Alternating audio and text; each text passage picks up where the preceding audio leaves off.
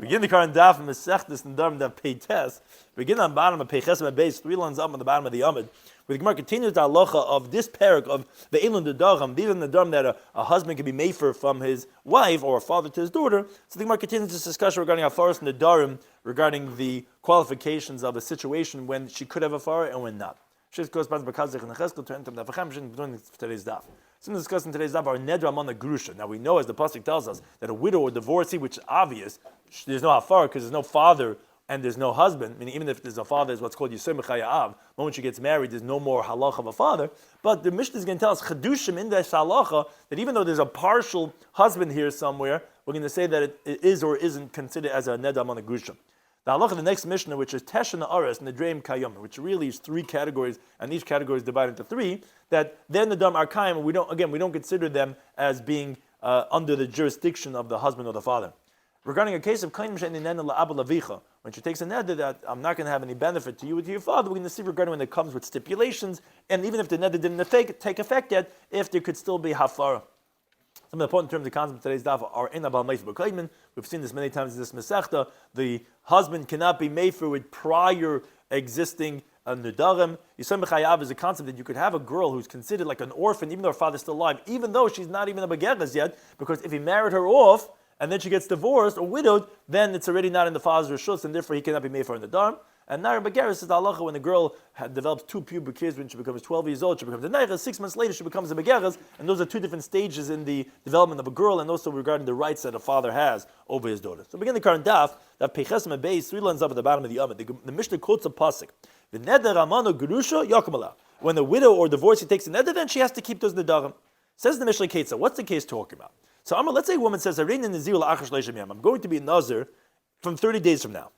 Even though she gets married within 30 days, wait a second, now she's married. And it didn't take effect yet. So maybe then on that day, when it's taking effect, boom, her husband could be mefer. Says the Mishnah, no, he cannot be mefer. As the Ran explains, that's what the pasuk must be telling us. Because if the pasuk is telling me when she's not married, then the neder among the grusha is going to be valid. I need a pasuk to tell me that neder among the grusha is going to be valid? Obviously. Who's going to be mefer it? What's the pasuk? I don't need a pasuk to tell me this. Must be even when she's married. Now, how's that possible? Because if she took a neder when she was almano, even though she said to take effect after 30 days, when she gets married after that, he cannot be mefer because we go after, and this is the key point, the amira. We go after when she said the words that she said before she got married, and the Baal cannot be mefer b'koidman, and therefore even though it's taking effect when she's married, that's what the pasuk must be telling us, that Yakum allows she has to keep such a neder. Now, the Mishnah continues on top of Peites and Aleph, that the same thing goes, that we go based on what you say it, not only as la chumra, but we also go la kula. How so? Says the Mishnah, Nodri b'shasabal tav Peites and Aleph. Let's say she takes a neder when she is married. Meifala he could be mefer to her. Now, Ketzah, but there's a chiddush over here. The same thing, but the reverse. Let's say you have a married woman who says, I'm a nazir, it should be after 30 days. Even though she gets widowed or divorced within 30 days, but when she said it, the husband was mefer, again, because they go after the amira, not after the chalois, not when it takes effect. Similarly, the Mishnah continues that regarding subsequently getting divorced, which is related in that vein, but a different halacha, nadra boy bayon. Let's say the day she gets married, she takes a neder. The same day that she got married, that she took the neder, she got divorced. And then she gets remarried the same day, like going on this chaotic day. Says the Mishnah, still in Yoch Lahafer, the husband cannot be mefer, because we know halacha is that a husband cannot be mefer b'koidmin by a prior existing neder. And even if this remarriage was just engagement, which generally a chassan could be mefer b'koidmin, no, he cannot be mefer together with the partnership of the father. Why? Because since she got married the first time earlier that day, already the father has no rights in it. So the father has no rights in it. And now the chassan itself could only do it with the father. So, and if he gets married, for sure he can't do it. And if he gets engaged, there's no father here. So he cannot be mefer b'koidmin. So therefore, he cannot be mefer. Says the Mishnah Zakal, this is the rule. If she leaves to her own domain for one moment, he cannot be mefer, which the Mafarish explains, the Gemara can explain exactly what is this coming to tell us. But when we say, the Ranja says, when we say Nadra by Bayayim, that's only telling us a Chiddush. What's the Chiddush? Why do you have to say Nadra by Bayayim? Let's say it was a week after they got married. No, because even though that day she was in her father's domain earlier in the morning, 10 o'clock in the morning, before she went to the Chippah the first time, she was still in her father's domain before she ever took a neder. Even so, since she gets married, and then she gets divorced, and then she gets remarried the same day. There's no amelioration for that, even on that same day, even though she gets engaged, because regarding her husband, it's kaimin. Regarding the fact of a father, since she got married the first time, the father's out of the picture. And that's the chiddush of even though it was all on that same day. Now, regarding the halacha of the Mishnah, the Gemara says, Tanya, learned in the Brisa. The Brisa says, Almana grush sh'amra. Regarding the widow divorcee that we said, if she says, Harin in Nazir Likshanasa, says, I'm going to be in the Nazira when I get married. Meaning she's like taking a neder, saying one of these things to get married, skula, I'll be a Nazir when I get married. But this is, she gets married. So what's the halacha? We have machlekes. Rabbi Shloimy says, Yafer. He says the husband can be mefer. Why? And this is very important. Not like the halacha of the Mishnah. He holds that we go after the chalois of the neder. We go after when it takes effect. Not when you said it. Took effect when you got married. The day of the chuppah, boom, the nazir takes effect. That's b'yom shamai. Says, I'm being made for the neder. Rabbi Kiva says lo yaf, and you can't be made for because he goes based on when you say it. And she said it 6 years before when she took a neder of naziris. So therefore he cannot be made for it because it's considered kaimen. And for Simana, Yalali, the simon, the mnemonic for this, which is this ratio that we said in the next case of the Seifa, is Yalali. What's this simon? So the Mefarish explains, in other words, the first case that we said, the Yud and Lamed, Yud is Yafer and the Lamed is Lo Yafer. So the order is, Rabbi Shmuel, he said Yafer, and Rabbi Kiva said Lo Yafer. And the next case that we're going to say, Rabbi Shmuel is saying Lo Yafer, and Rabbi Kiva is saying Yafer. So that's Yafer, Lo Yafer, Lo Yafer, Yafer. That's what the simon is telling us. Some Gemaras don't even have this girza. But the next case continues the other way.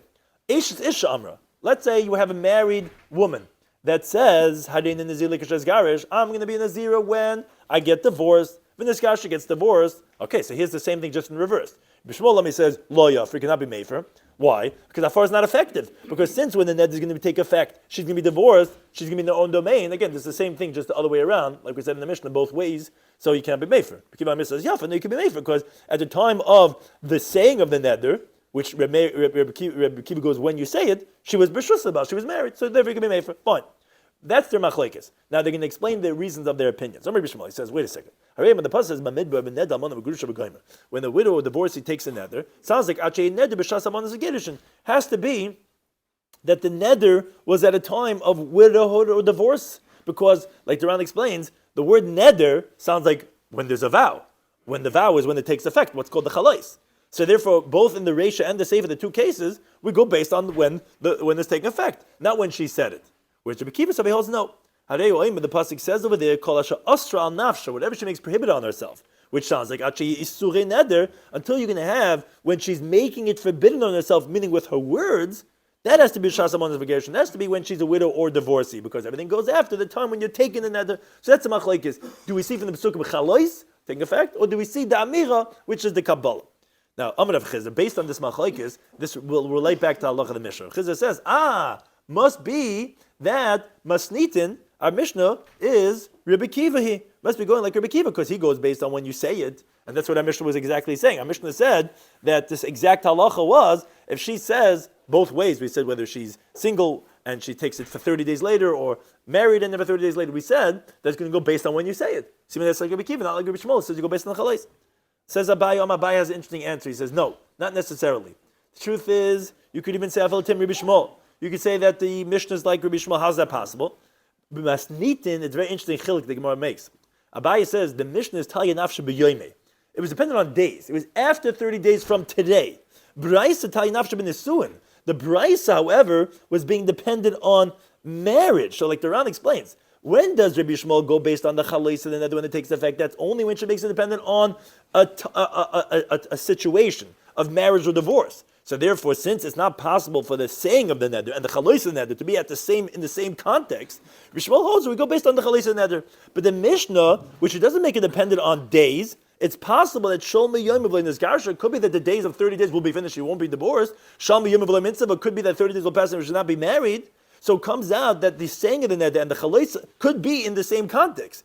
Oh, so therefore, even when the reshus, the context does change, that she gets married or she gets divorced, Shmuel would agree that you go based on when you're saying and not when it takes effect, because in the beginning it was fit for the neder to take effect in that same domain when you did the amira, and therefore interesting, Abai makes such a chilik and says, no, our Mishnah could even be like Rabbi Shmuel.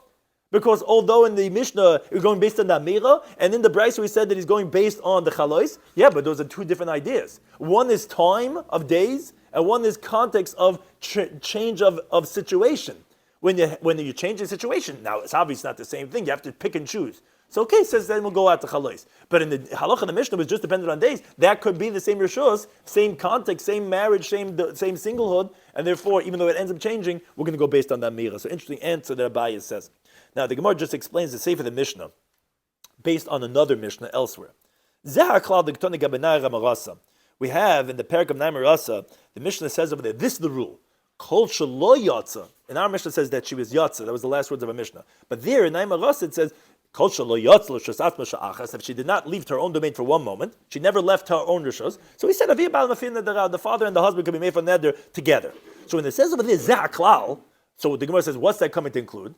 So it says the Gemara, what that's coming to include is lasuye is coming to include halach ha'av mishluch ebal. If the father goes with the agents of the husband, or the agents of the father went to shluch ebal, so she never really left her father's domain yet.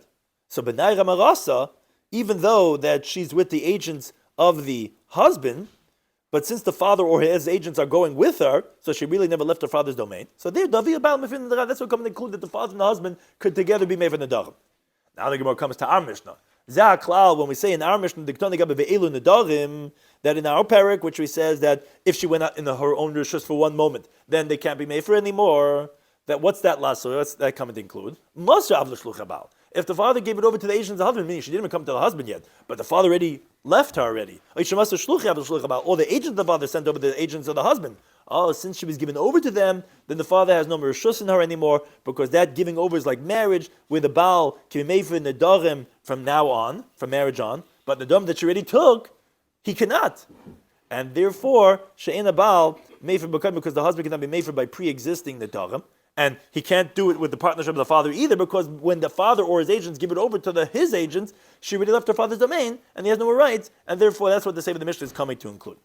Now, we continue to look at the next Mishnah, continue on this theme regarding who's considered the rishus of the father or husband, that for hafara, similar to the halacha of nedamana grusha yakum allow, says the Mishnah, teshna aris. As the Rush points out, the word nara is lav davka, but there's 9 girls that nedarim kayamin, that then nedarim will be valid, meaning that no one can be made for.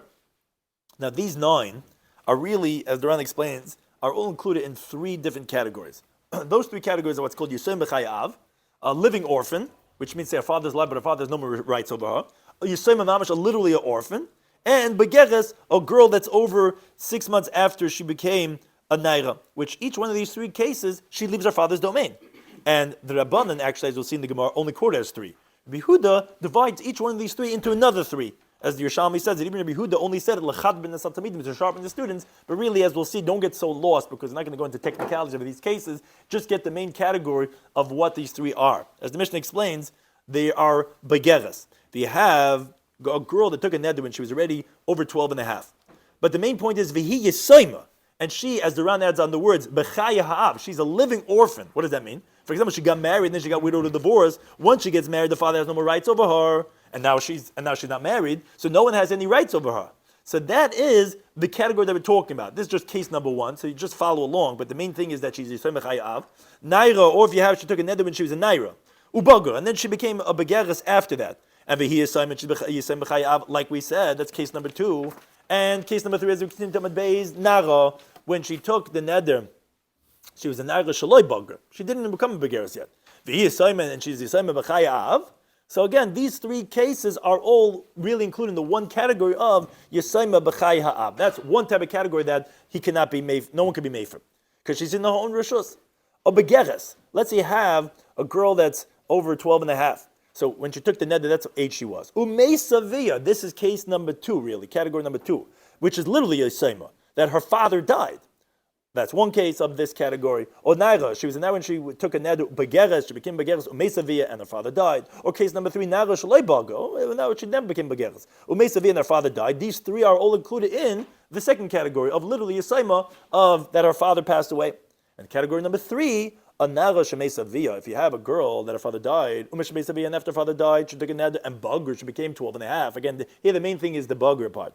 But it's just like different cases of this one category. begeres vaviyakam, or she's over 12 and a half and her father's alive. Or nara, she took a neder when she's nara begeres, she became a begeres vaviyakam and the father's still alive. Again, these three are all, the main point is that she was a begeres in some point, and that's when she took the neder. Those are three categories that she's out of the rishus of anyone else, and therefore her nedarim megimikam, no could be made for it. Yehuda, he says, even another case that he cannot be made for is hamasi bita hakatana. Someone marries off his daughter that's a minor, and she gets widowed, divorced. The chazra etzla, and she comes back to him. There's different girsois over here. The Ran adds the letter vav. V'adayin hinara. What does that come? So what's Rabbi coming to tell us over here? So the Ran says that even if she was a katana when she got married, she still leaves her father's rishus through this marriage. So the words of v'adayin hinara is telling us really, even if she's a katana, once she gets married, the father has no more rights. Why we say naira is because the nedarim of a katana are not really valid. So you have to say naira just for the validity of the neder. But the point is, once she gets married, she's already removed from the rishus of the father. Now the Gemara just qualifies and explains. Amar Rabbi Yehuda Marav, he says, Zu, the halacha of our Mishnah is Rabbi Yehuda. They say shalish nairis. It's really three girls Nedarim kayamin, because it's really three categories. It's begeres, if she becomes 12 and a half, then she's out of her father's rights. V'yisayma, or she's literally an orphan, her father dies. V'yisayma chayam, or yisayma in the father's lifetime, where again, if he married her off, and then she's no more in his rishus. Where these three are really include all the 9 of the Mishnah. Ibn Yehuda didn't say it, only to sharpen the students, like we said in the Mishnah. The next Mishnah continue regarding the qualification of the hafara that is in the purview, in the rights of the husband. Let's say a woman says, a little bit complex, and we'll see this more on the next daf. Let's say a woman says, it's like saying from. She says, I'm taking a neder, and there's actually machlekes rishonim, this is how the Ran explains it. He says, I'm taking a neder that I'm not going to benefit from my father or your father, but there's a condition over here, not a general carte blanche. It's im oisani al picha. If I'm going to do stuff for you, you're going to benefit from me, then that automatically kicks in the neder, then I'm not going to benefit from my father or your father. That's case number one. Or case number two is she'eni nenis l'cha. You know what? I'm not going to have benefit from you. If I'm going to do anything for my father or your father. In any one of these two nedarim, which are actually very different, the halacha is hariza yafa, you can be made for. Now the Ran explains these two cases are what's called loizu avzu katani. Not only the first case, but even the second case you can be made for. What's that? Had we only said the case of the reish itself, I would have thought to say, oh, you know why the husband can be made for? Because right now something problematic is starting. How's that? Because either the father is benefit because of a neder where she said that she's not going to benefit from her father, or regarding the condition, which is, well, I'm not going to do anything to you. Wait a second. There's no one of these two elements that's anything less than at least intimacy between. It's either inu nefesh v'har, that she's not going to benefit from her father, or it's dvarim shebein with regard to the condition. Oh, so then you can be made for her. Because the neder is already chal on some level. Because it's not possible that she's not making at least something, the minimum forbidden of it as dvarim shebein with. Oh, but regarding the case of the seifa, regarding that I'm going to benefit from you if I'm going to do something for my father or your father, over there, by her condition, that condition does not include any inin nefesh and not dvarim shebein l'binah. Oh, so then I would have thought to say that it cannot be made for kamash malon, that since she made her tonight dependent on something that she's going to violate. Because the Ran says it's not possible for a woman to hold herself back, not to do something for her father or her father-in-law.